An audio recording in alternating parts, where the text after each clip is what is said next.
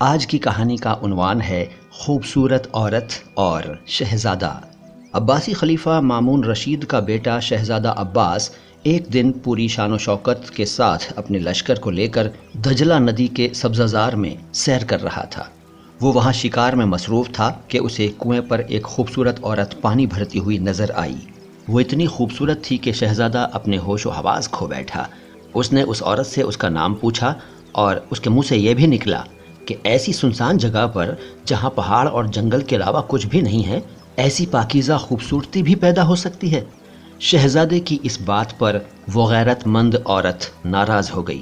اس کا چہرہ غصے سے لال ہو گیا، لیکن اس نے کچھ جواب نہ دے کر شہزادے کی طرف گھورتی ہوئی نگاہوں سے دیکھا اور پھر وہاں سے ہٹ گئی۔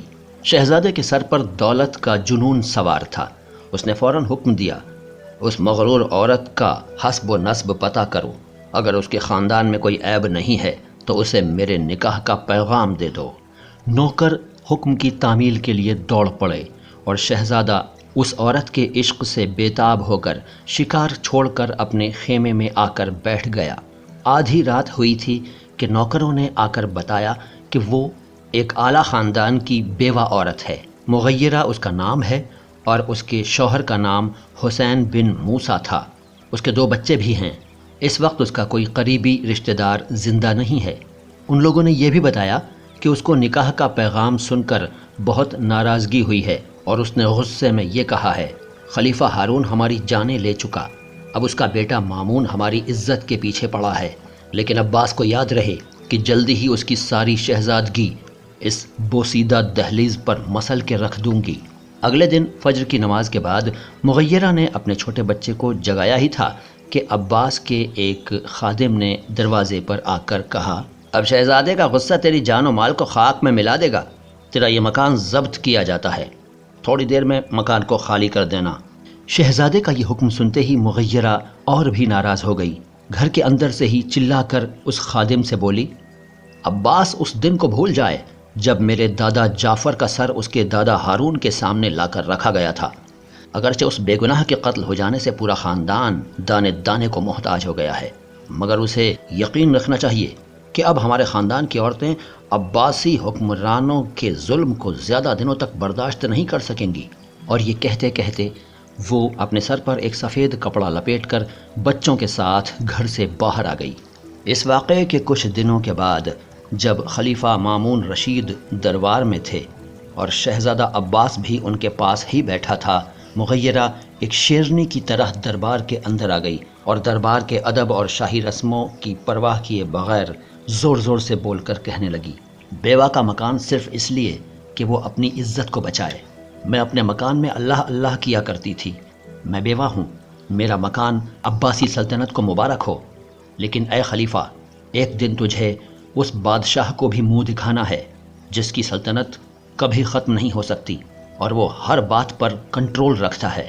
میں اس وقت تیرے پاس ایک ظالم کی شکایت کرنے آئی ہوں، اگر انصاف کرے گا تو اچھا ہوگا، ورنہ اللہ کے انتقامی مقابلے کے لیے تیار ہو جا۔ اس کی یہ باتیں سن کر سارے دربار میں ہلچل مچ گئی۔ سب حیران ہوئے اور اس کا منہ دیکھنے لگے۔ خلیفہ نے اس ظالم کا نام پوچھا اور پتہ بھی جاننا چاہا تو اس عورت نے حقارت کی ہنسی ہنستے ہوئے کہا، وہ یہی ہیں اور آپ کے پاس بیٹھے ہیں، یعنی یہ شہزادے۔ یہ سنتے ہی خلیفہ کا چہرہ غصے سے لال ہو گیا۔ اس نے عباس کو حکم دیا، تخت سے اترو اور اس عورت کے پاس میں کھڑے ہو کر اس کے الزام کا جواب دو۔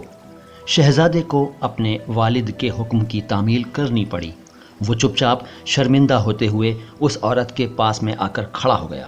مغیرہ نے اسی بہادری کے ساتھ اپنی بات دہرائی اور آخر میں شہزادے کی طرف منہ کر کے بولی، عباس، یہ صحیح ہے کہ تو بادشاہ وقت کا بیٹا ہے، لیکن میرے یہ ہاتھ اس وقت کے لیے تیار ہو چکے تھے کہ اگر تو اپنی دھن میں کچھ اور آگے بڑھتا تو اسی وقت میں تیری گردن اڑا دیتی۔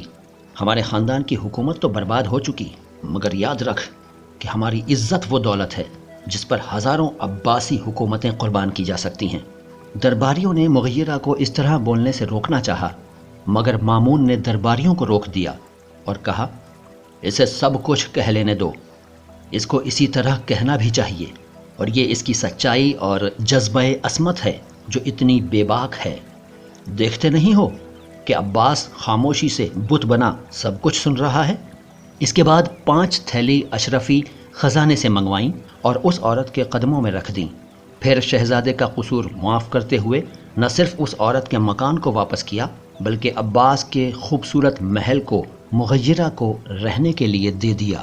دوستو کہانی کیسی لگی کمنٹ باکس میں بتائیے گا، لائک کا بٹن ضرور دبا دیجئے، چینل کو سبسکرائب نہیں کیا ہے تو کر لیجئے، شکریہ۔